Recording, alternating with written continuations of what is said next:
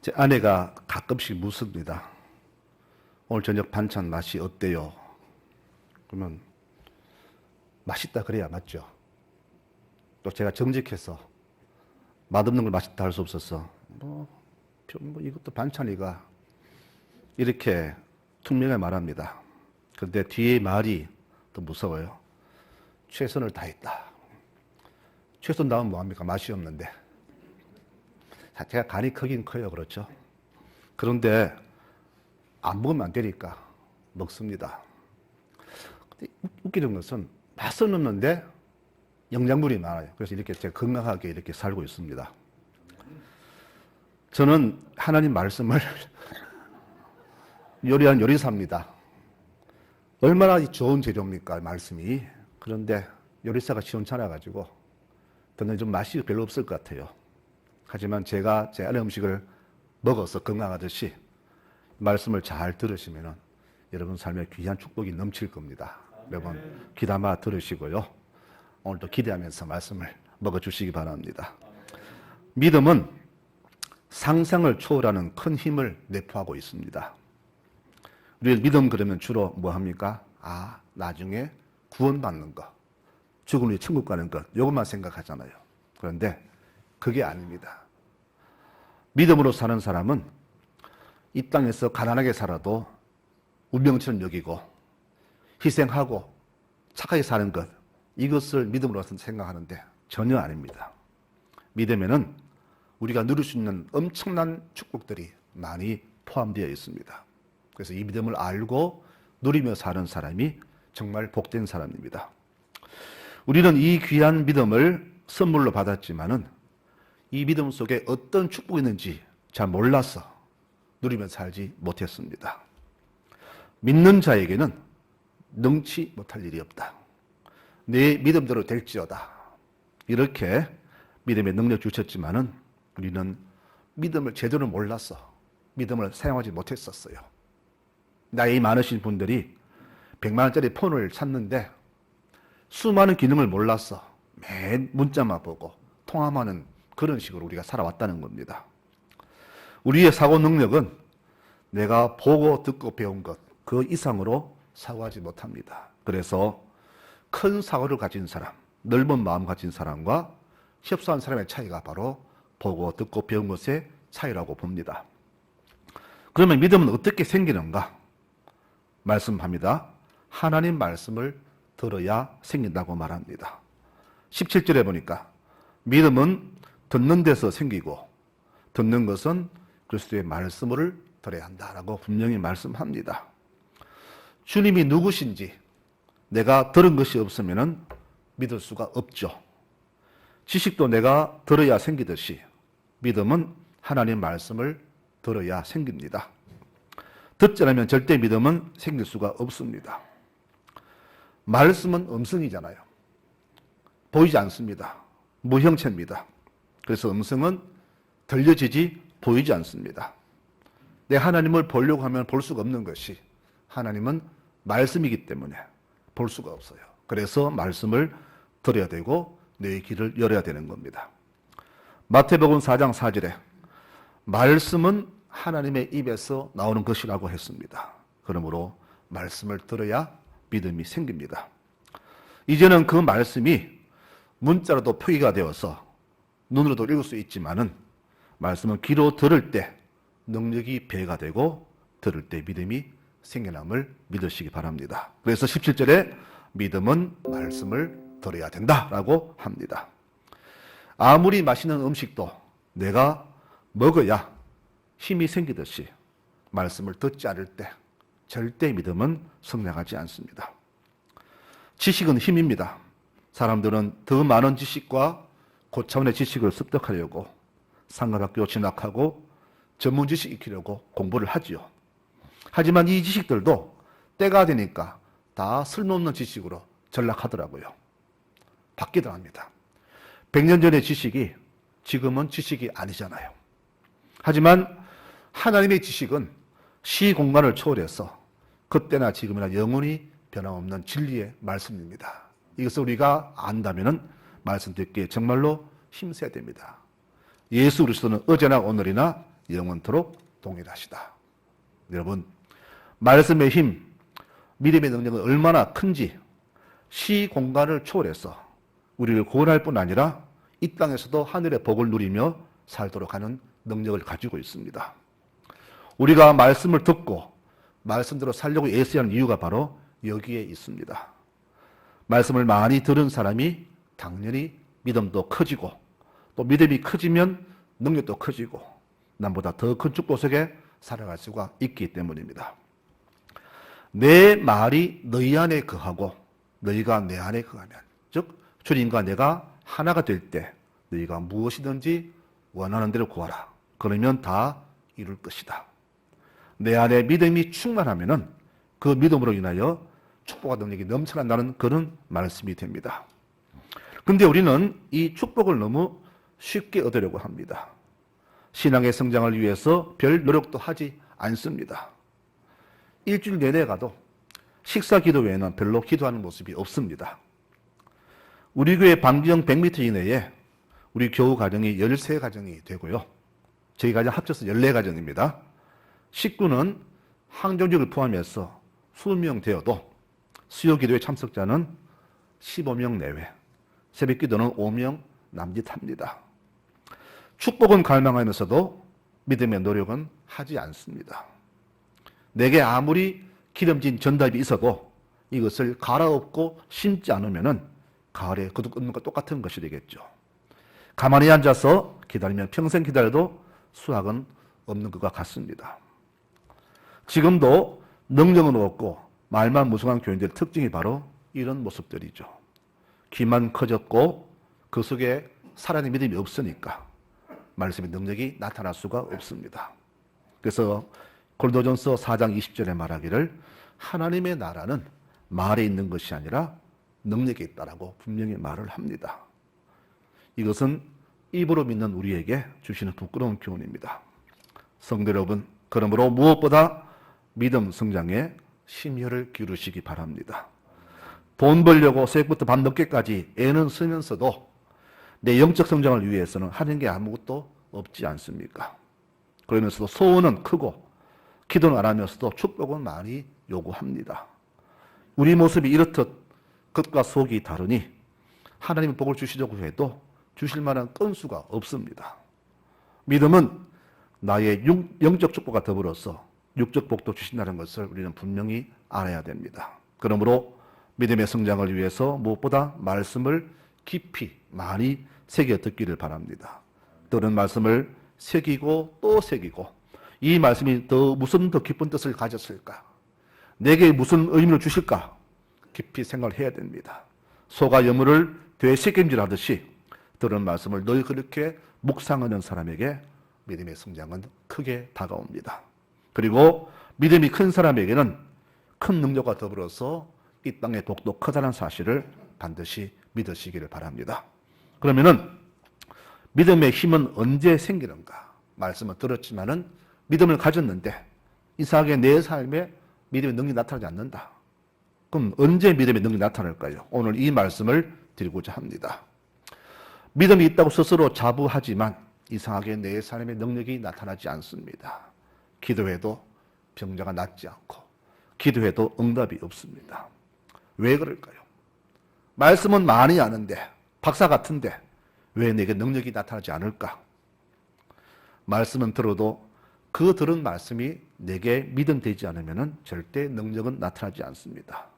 아무리 많이 들어도 들은 말씀을 내가 믿지 않으면 지식으로 끝나버린다면 결코 거기에 능력은 나타나지 않습니다.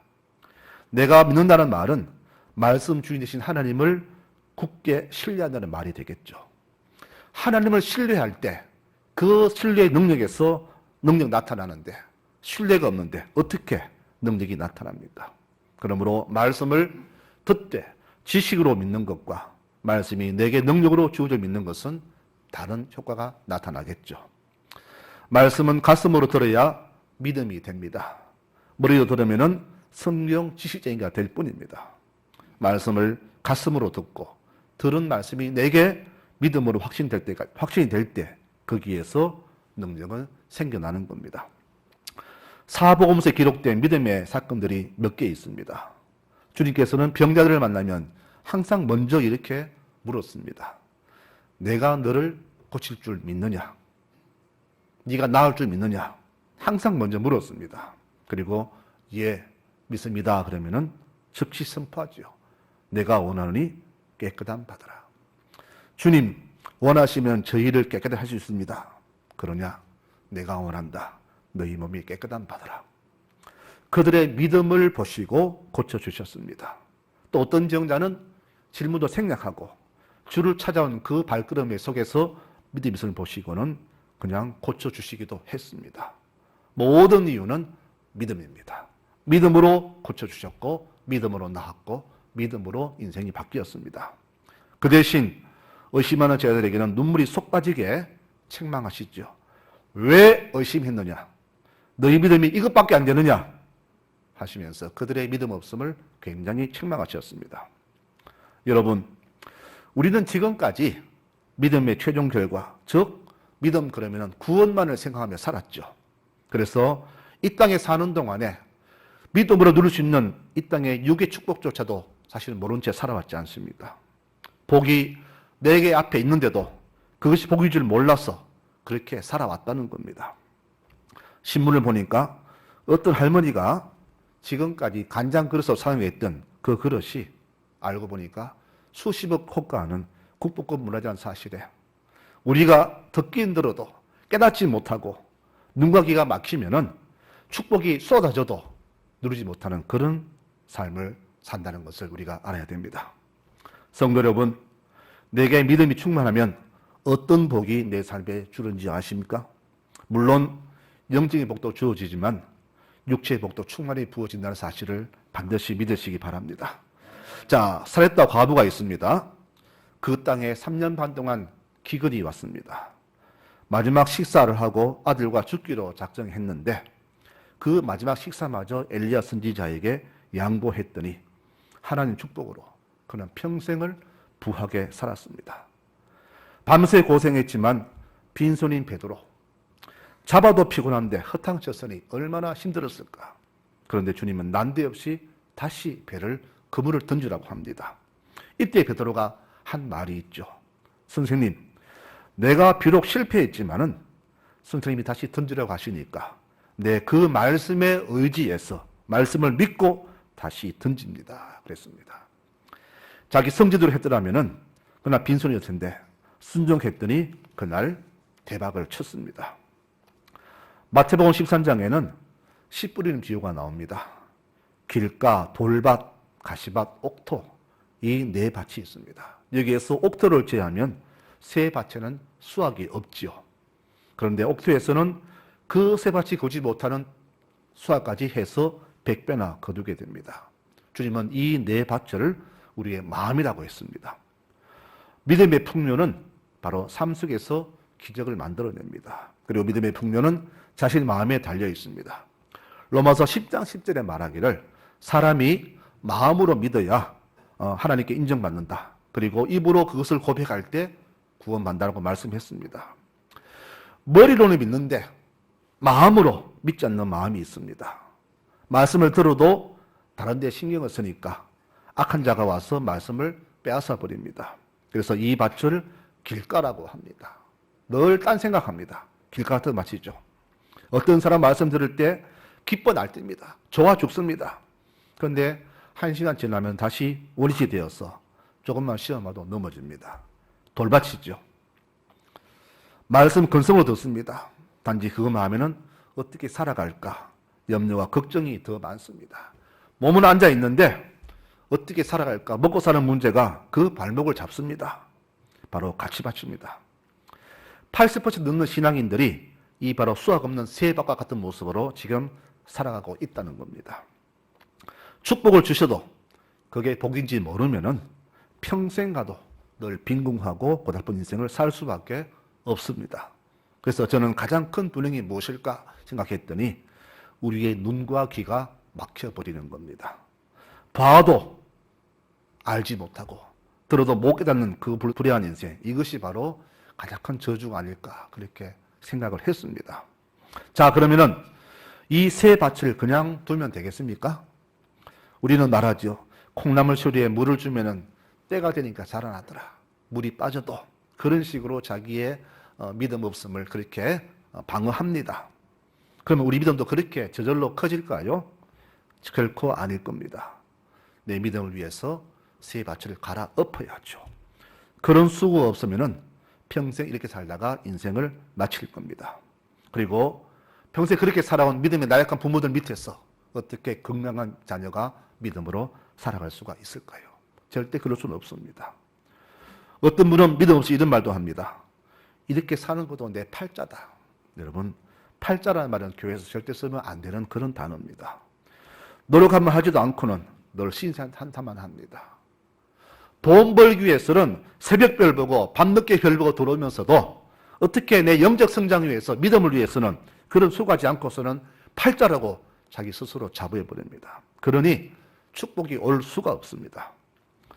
우리 믿는 자는 믿음으로 말미암아 100배 복을 누리며 살아갈 수 있음을 믿으시기 바랍니다. 성령은 말합니다. 100배 수확이 있다고 말씀하셨어요. 우리 삶에 닥친 여러 가지 문제들, 경제, 사회, 국방, 모든 문제, 우리 걱정 하도 없습니다. 우리 삶에 지금까지 언제로 한번 그런 걱정 있었습니까? 아니잖아요. 지금까지 살면서 늘 눈 뜨면 이런 문제, 저런 문제, 항상 평생 우리 삶에 이런 걱정들이 몰려왔습니다. 그래도 우리는 살아왔습니다. 앞으로도 그런 걱정거리는 계속해서 차고 넘칠 겁니다. 하지만 걱정하지 마십시오. 이럴수록 우리의 삶이 죽게 들어져야 됩니다. 사탄은 속삭이죠. 먹고 살기 바쁜데 무슨 신앙생활이냐?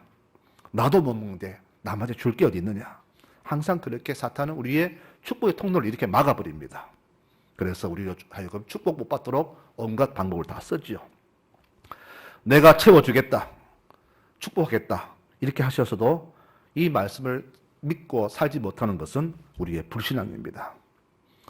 믿음이 없이는 하나님을 기쁘시게 하지 못한다고 분명히 말씀하지요. 그리고 오직 믿음으로 구하고 조금도 의심하지 말라. 의심하는 자는 무엇이든지 얻기를 생각하지 말라라고 성령은 분명히 말씀했어요. 믿음으로 구했다면 믿음으로 기다리기 바랍니다. 이런 확실히 바로 믿음의 큰 모습이 아니겠습니까? 말씀을 못 믿으니까 믿음이 없습니다. 믿음이 없으니까 행하지 못합니다. 행하지 못하니까 당연히 축복도 못 받죠. 큰 밭을 주셨어도 믿음이 없어서 게을러서 일구지 못하니까 안 심으니까 남들은 가을에 100배나 거두는데 나는 늘 빈손입니다. 이것이 우리의 상태였다는 겁니다. 너희에게 복이 살 곳이 없을 정도로 내가 넘치게 주겠다 말씀하셨지만은 축복이 널려서도 내가 눈이 막히고 기가 막혀서 알지 못하니 늘 그렇게 사는 교우들이 교회마다 차고 넘칩니다. 여러분, 왜 목사가 이 강단에서 늘 같은 말을 할까요? 힘들어도 주께 더 나오십시오. 힘들수록 교회 가까이 더 많이 나오세요. 이렇게 믿음을 강조할까요? 목사니까 그 말이 당연해서 그럴까요? 그게 아닙니다. 힘드니까, 나를 도와주면 하나님밖에 없으니까 더 주께 나오라는 그런 말입니다, 여러분. 힘들수록 더 교회를 가까이 하고 주를 가까이 이유가 뭡니까? 그래야만 도와주시기 때문입니다. 살했다 과부집에 양식이 차고 넘쳐서 엘리야를 섬긴 게 아닙니다. 베드로가 그날 밤에 고기 많이 잡았어. 기분 좋아서 한 번 더 던진 게 아닙니다. 부족하고 실패했고 낙심했지만은 하나님 말씀이니까 믿음으로 행한 겁니다. 그 결과가 바로 축복으로 주어졌잖아요. 우리는 왜 그런 축복을 못 누립니까? 바로 믿음이 부족해서, 말씀을 안 들으니까, 믿음 부족하니까 이렇게 복받을 수가 없는 겁니다. 이삭이 그 땅에서 100배 거뒀다고 했습니다. 자기 나라에 기근 들어서 이민을 갔어요. 남의 나라에서 농사 지었는데 100배나 받았습니다. 그 100배는 그냥 받은 게 아닙니다. 이방인들의 방해와 멸시, 여러 악조건 속에서도 오직 주만 바라보고 믿음으로 심었기 때문에 100배의 복을 받은 겁니다. 믿음은 바로 행동입니다. 행동이 없으면 불신앙이죠. 불신앙에는 당연히 응답도 축복도 없습니다. 주님, 제가 밤새도록 헛고생했지만 주님 던지라고 하시니까 말씀을 의지해서 한 번 더 던져보겠습니다. 여러분, 이 땅을 같이 믿음 생활을 하지만은 축복받은 사람과 그렇지 않은 사람의 차이가 바로 이 믿음의 차이입니다. 믿음은 역시 믿음대로 행동으로 나타납니다. 유대 백성들에게 말씀이 뿌려져서도 그 속에 믿음이 없는 이유는 말씀을 인간의 소리로 들었기 때문입니다. 베드로전서 1장 5절에 말합니다. 너희는 믿음으로 인하여 하나님의 능력으로 보호하심을 받았다. 내 삶에 능력이 없는 이유는 한마디로 믿음의 부족이 되겠죠. 마태복음 17장과 마가복음 9장에 똑같은 사건이 나옵니다. 뭐냐 하니까 귀신 들린 아이를 못 고친 그런 사건이 나옵니다. 이때 제자들이 묻죠. 주님, 우리는 왜 귀신을 못 쫓아내었습니까? 우리에게 치유, 축사 능력을 주셨잖아요. 이 물음에 주님 대답이 이렇게 나옵니다. 마태복음에서는 너희 믿음이 적기 때문이다. 마가복음에서는 너희가 기도하지 않아서 그렇다라고 했습니다. 자, 여기에서 믿음과 기도는 절대 뗄 수 없는 그런 연관성을 가지고 있죠. 능력을 주셨지만은 기도하지 않으니까 그 능력이 사장되고 말았습니다. 마치 기계를 사용하지 않아서 녹슬어서 쓸 수 없는 것과 똑같은 이치죠. 우리의 작은 믿음, 게으른 기도 생활은 능력을 막아버리고 여러 악한 영들의 장난에 쏙쏙무책으로 당하게 있습니다. 그래서 우리가 받아 누려야 할 축복을, 행복을 다 뺏긴 채 그런 권세조차 누리지 못하며 살아가는 모습이 얼마나 안타까운지 모릅니다. 믿음이 부족하면 무엇보다 기도에 소홀하죠. 여러분, 기도하지 않는 사람은 믿음이 없는 사람입니다. 반드시 새기시기 바랍니다. 난 믿음이 좋다? 기도 안 하는 사람은 믿음이 없는 사람이에요. 그래서 믿음의 사람은 기도에 충실합니다. 기도에 소홀하면 믿음이 적다는 말입니다. 기도하지 않는 백성, 믿음으로 살려고 애쓰지 않는 교회의 삶은 세상에서도 비웃음 당할 뿐 아니라 마땅히 누릴 복조차도 누리지 못하는 그런 인생을 살게 될 겁니다. 우리는 말씀으로 기도 살아갈 그런 믿음의 백성들입니다. 그런데 신앙생활의 본질은 멀리하고 자꾸 비본질에만 신경 쓴다면 하늘이 주신 귀한 능력도 사단되고 만다는 사실을 우리는 깊이 새겨야 하실 것입니다. 말씀 맺겠습니다. 우리에게 능력 주셨습니다. 능력을 바라지 못한 이유는 우리의 믿음 부족 때문입니다. 그러면 어떻게 할까요? 말씀 듣기와 기도에 한층 더 힘을 써야 마땅하지 않겠습니까? 앞으로는 믿음 없이는 더 살기 힘든 세상이 되었습니다. 난 이리 살다가 죽으면 되지만은 여러분, 그럼 우리 자녀들은 어떡합니까? 걱정되지 않습니까? 혹 어떤 분은 뭐 재산 많이 주었으니까 잘 살겠지? 라고 안심하십니까? 그렇다면 정말로 큰일입니다. 세상 일은 아무도 모릅니다. 오히려 내가 서 있다고 생각할 때 넘어질까 조심하라 했습니다. 여러분, 그 부자 청년처럼 육신의 편안함과 물질의 풍요가 믿음의 가장 큰 적, 구원의 가장 큰 근원이 된다는 것을 우리는 깊이 새겨야 합니다. 다 커버린 자녀들, 아직도 믿음에 고집 부리는 우리 가족들이 있습니다. 어떻게 할 수도 없지요. 그러나 우리 할 수 있는 것은 단 한 가지뿐입니다. 하나님을 의지하고 애타는 마음으로 다시의 기도의 끈을 붙잡는 겁니다. 기도 없이, 믿음 없이 우리의 미래는 절대 없습니다. 탤런트 최수종 씨가 광고하는 상조 광고가 있습니다. 이런 말이 있습니다. 여러분, 우리 프리더 상조에는 이런저런 혜택이 있습니다. 누리셔야죠. 왜 못 누립니까? 누리셔야죠. 우리에게 믿음의 축복이 있는데 왜 못 누리고 삽니까? 왜 그 축복을 거부합니까? 여러분, 믿음 안에는 인생의 모든 부여와 풍요함이 넘쳐 흐릅니다. 이제 진짜 큰 믿음을 가지고 더 큰 믿음의 풍요를 누리면서 인생의 축복도 함께 누리는 교우들이 되시기를 바랍니다. 여러분, 구원은 마지막에 내가 받을 수 있는 당연한 겁니다. 단, 이 땅 사는 모든 날 동안에 이 믿음으로 인하여서 인생이 풍요스러워지고 물질도 풍부해지고 내 삶이 넉넉해지는 그런 축복을 누려야 됩니다. 그러니까 몰랐다면 이제 믿음을 부으셨고 이런 축복을 주께 간구하시기 바랍니다.